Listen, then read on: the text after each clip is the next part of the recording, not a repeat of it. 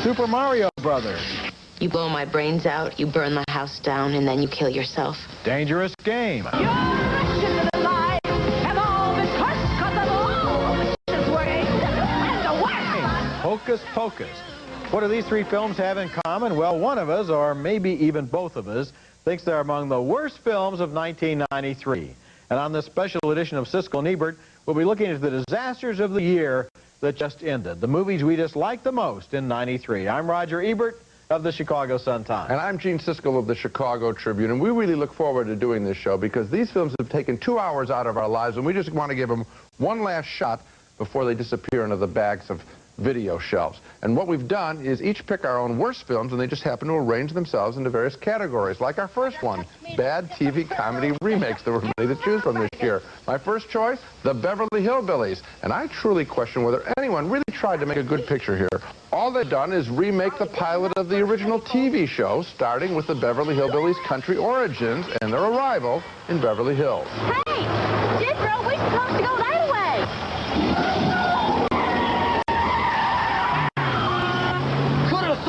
Bunch of nothings. That's real nice, son. This here's what I carry. Okay, go. And that comes after a long, dumb scene in their country cabin. When we know all this stuff, it should have been handled in a 5-minute title sequence, and then they could have taken the characters and used them in a parody of L.A. life. Granny getting a facelift, maybe. Ellie Mae on the casting couch. Jethro as the pool boy at the Beverly Hills Hotel. Anything but these tired old jokes. I'm thrilled the film was not the mega hit the studio hoped for. It didn't deserve to be. It didn't, you know, and the problem is they didn't apparently at a key level of production when the movie was getting started have the desire to do something original. They thought they already had the movie in hand. We've paid the money. We're going to make the Beverly Hillbillies. It can't fail. There's no need to try to do anything special with it. That's the part they didn't try that offends me so much. That's right. Okay, my choice for the worst material recycled from television is Coneheads, which proves that if you're going to stretch a Saturday Night Live sketch to feature length, it's going to take more than pointy heads to make it funny. This is a dismal, dreary, and fairly desperate movie in which the actors try hard, real hard, but they are unable to overcome an uninspired screenplay. The movie stars Dan Aykroyd and Jane Curtin back in the roles they created on SNL during the 1976-77 season. After their spaceship crash lands on Earth, they try to become a typical American family living in New Jersey. Standard 3-horsepower internal combustion chlorophyll stock slicer. There is fuel in the device? Oh, yeah, there's plenty of gas in there. I just can't get the damn thing to kick over. Perhaps you and Larry will join us for consumption of mass quantities this weekend. We will ignite our new flame pit and char some mammal flesh for you. That sounds like fun. I'll make some coleslaw. Ah, coleslaw. We will enjoy it. There are lots of sight gags about conehead eating habits in this movie. They like the vacuum cleaner, for example, to feed directly into their mouth. But the movie is basically just a curious series of events on the screen recording the behavior of these strange characters in their bizarre ways. The story doesn't build into comedy, and it's not really funny by itself. Coneheads is, in fact, a multi-million-dollar demonstration of something a lot of people discovered in high school at parties, and that is, it doesn't make you a comedian just because you put on a funny hat. Or funny head. I agree with you. You know, the standard here is the Wayne's World films, which were so wonderful. They took the characters and they do stand for youth and, you know, why kids are into heavy metal music and a put down of pretense in art and Jim Morrison films and the Doors. They're about something. Here, the Coneheads, it is just behavior of stuff that would work in a 2-minute bit on Saturday Night Live. They thought they had it. Yes. They didn't think, gee, for a 2-hour movie, it has to be special. They thought this was popular, so it'll be popular again, and that isn't always the case. Coming up next, special effects fiasco.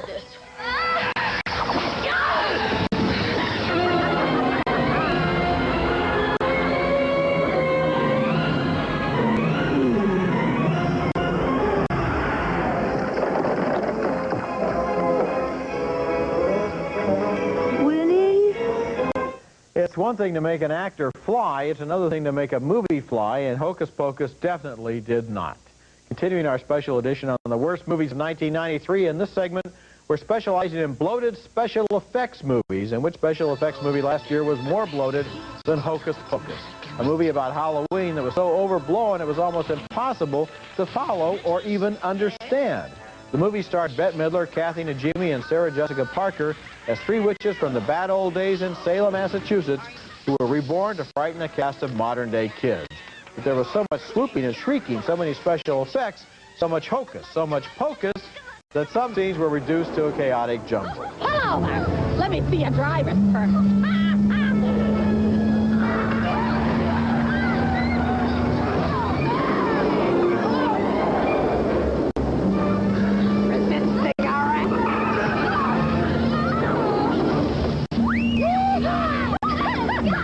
I have the feeling that in filming Hocus Pocus, the filmmakers got caught up in the moment. They found individual gags funny, or maybe it was funny on the set, or they thought the characters were basically funny, or they thought they could count on the special effects to save the day. But the result, to quote another work of fiction featuring three witches, was sound and fury signifying nothing. Yeah, to have Bette Midler, you know, a comic treasure in this picture, and not to give her really anything to do that's funny except just flop around, I think that's a very big mistake. By comparison, Tim Burton's The Nightmare Before Christmas, where you have the Halloween characters try to take over Santa Claus. Now, there's a story that would have been potentially a move with, if you will, witches Halloween, but they didn't try to have the witches do anything special except scare the kids. Why not have them get involved in society, try to blend in with the family life, anything but this. Yes, and also this movie was so dark and murky, it was hard to see it at times. I think that's because it's easier to do the special effects when they're dark. Maybe so. Our next dog of the year, my choice in the bad special effects category, Super Mario Brothers. And this could have been a cult hit many different ways. If anyone, for example, had bothered to have fun kidding the cliches of video games or just present a fresh, high-tech look. Instead, they tried to make the dull video game characters come alive with Bob Hoskins and John Leguizamo as brothers trying to save a damsel in distress.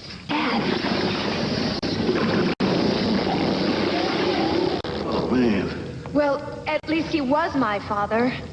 He used to be the leader here until Koopa turned him into all this fungus. Oh, well, it's an honor to meet you and a pleasure. And I just want to thank you for all your help. Come on, Luigi. We're talking to the mildew in the shower next. Of course they're dreary. I mean, who thought that the Super Mario Brothers images were anything but dreary? Super Mario Brothers was doomed at the conception level. The graphics are as listless as the humans. You have to constantly say to yourself, see, they're supposed to be the video game characters. That's not funny in and of itself. I think that this actually was a very troubled movie. They had a lot of trouble with the special effects, and they should have taken more trouble with the screenplay, because obviously when they went into this project, on paper they didn't have anything that anybody would ever want to see, and I think they probably thought maybe the special effects would save it. Roger, do you know how often we've just said what you just said on this show? We are talking about films that should not have gone to camera because the screenplay wasn't ready. You're absolutely right. When we come back, a section specializing in psychodramas from hell. So she's not dead. Drink. And afterwards, what? Drink, and you will experience exactly what she experienced.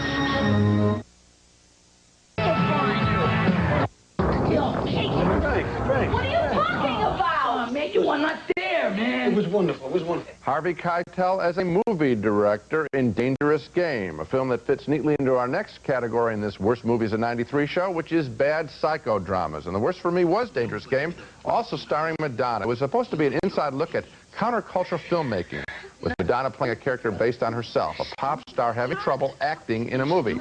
Here she's verbally abused by her co-star as they shoot a scene. You're too boring to be stupid. You're dead. You're dead. Your insecurities paralyzed you. You're dead and you don't even know it. I know it. You know, I guess we're supposed to watch it and say, wow, I bet that's how they got her performance in this film and maybe others she's made. And aren't the makers of this movie smart?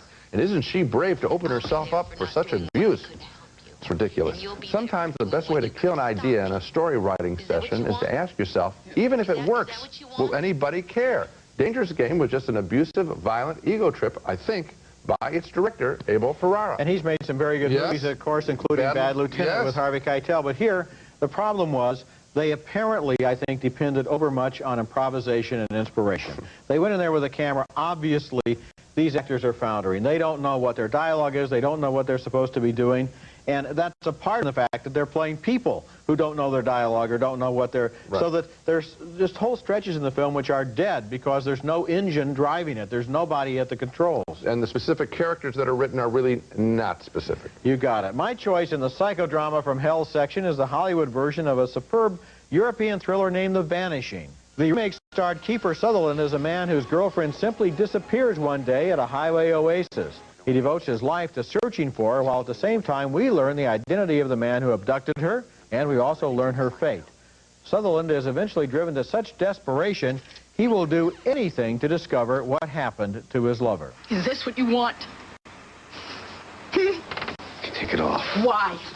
You obviously can't live without her, and I believe in giving my man what he wants. So you know what?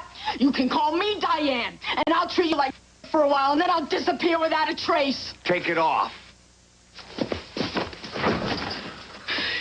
The very worst thing about The Vanishing is the way they rewrote the ending. In the European version, because this, of course, is the American remake, the ending was chilling and unforgiving. It was the essence of existential dread. In the American remake, it turned into a routine exploitation scene with a good guy waiting until the last moment to pound the villain over the head with a shovel. Study the differences between these two versions carefully, and you will get the idea that European movies are made for adults and American movies are made for dim-witted adolescents. Now, what is amazing is that both the good European and the bad American versions of The Vanishing were directed by the same man, George Slicer, who trashed his own film. Or at least was complicitous. I mean, he went for the gold. Yes, he did. And he didn't get it. No, he got a bad movie. You know what's amazing? I think that the original European movie probably wound up making more money than the remake. There's a lesson there. Coming up next, there's nothing worse than when a comedy doesn't get laughed. More of the worst of '93 coming up next.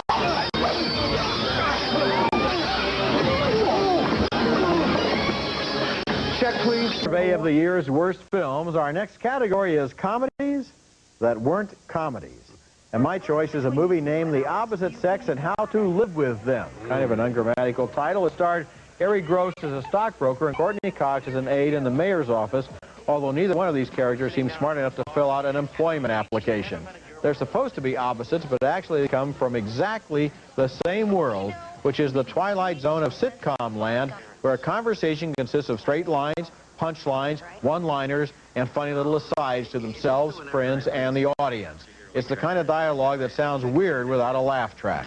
Come on, the guy could care less about appearances.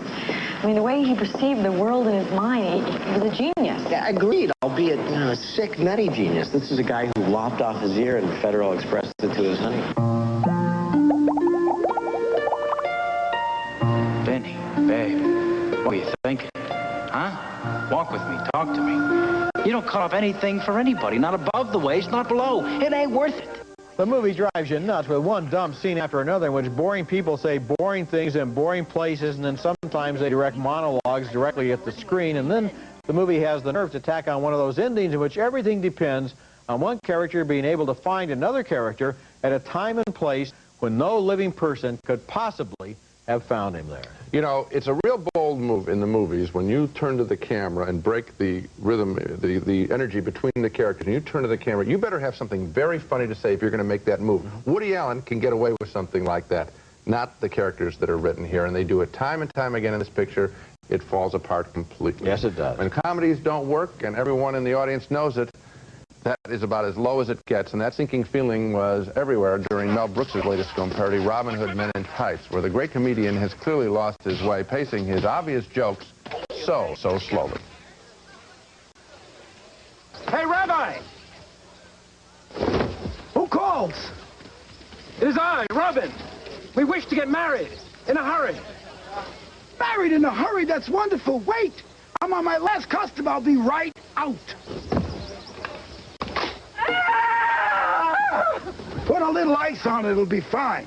I think Brooks has to realize he's competing in a high-stakes game now with the Naked Gun pictures and the airplane comedies, those movie makers pack their scripts with multiple jokes in the same frame, sometimes one in the foreground, one in the background.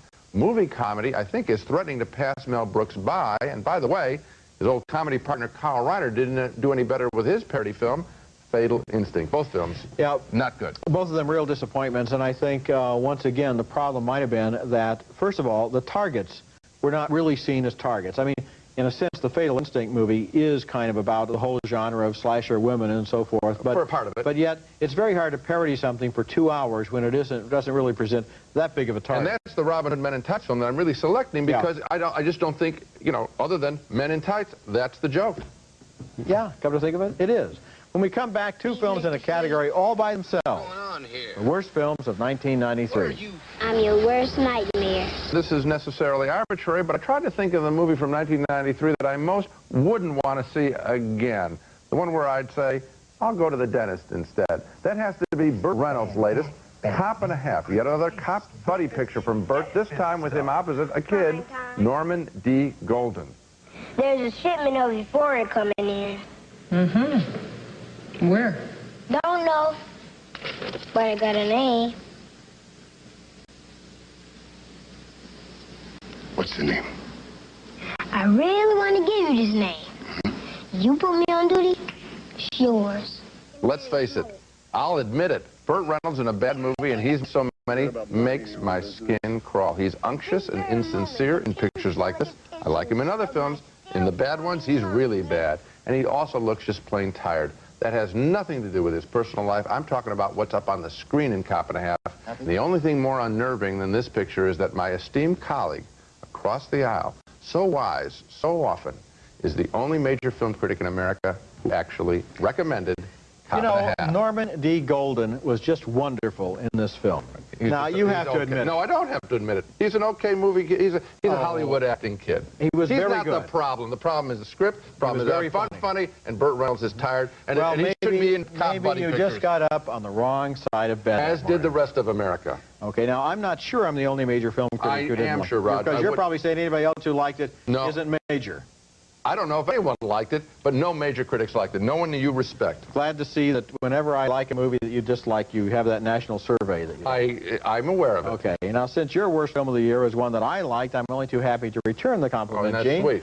My worst film of 1993, to which you gave thumbs up, is Carnosaur, an all but incoherent dinosaur thriller that was rushed into release to cash in on the advanced publicity for Jurassic Park. The movie starred Diane Ladd as a mad geneticist who wanted to wipe out the human race and replace it with dinosaurs, although judging by the look of the dinosaurs in this scene, she needs to spend a lot more time stitching together those DNA chains. Oh, the human being is the worst. Human species is a disaster. And they gotta be stopped. And you appointed yourself for the job. Well, as my mentor, Dr. Moreau, said, in the study of nature, one must become as remorseless as nature herself. And those are the dinosaurs, Gene, you gave thumbs up to. Diane Ladd does give a crazed intensity to her performance in this movie, but she's been so good in so many better movies that it's no favor to call attention to this one, especially with its scenes of women giving birth to dinosaurs, little baby dinosaurs, and the master plan to wipe out half the human race by killing all the men. Now, a scientist should know that if you kill that half of the race, the other half is sure to follow unless the dinosaurs take over, which I think was the plan. Now, I've got to give you credit, though, Gene, in your original review of Carnosaur, you did correctly predict that Steven Spielberg's dinosaurs would be more convincing, and you were right about that. I was right about it. And all the major critics in America would agree with you. No.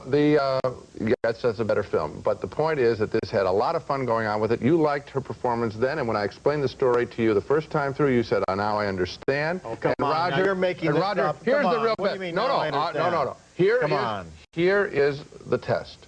We'll have a double bill. People can go to see Cop and a Half, Roger Ebert recommending it, or Carnosaur, a funky, offbeat, wild science fiction film. Which one will they like best? Which one did you like best? Which one did you like best? Cop and a Half. He said it again, ladies and gentlemen. And Good. you know, I love the way you described that double bill, giving your own movie all of the wonderful adjectives and mine giving it all the, That's it for this special show. We'll be back next week with another special program, Siskel and Ebert's Memo to the Academy. The nominating ballots for this year's Academy Awards have already been sent out, and we'll lobby Oscar voters with the names and titles they should not overlook when they select their nominees. Will we remind them about Carnosaur or Cop and a Half? That's next week, and until then, the balcony is closed.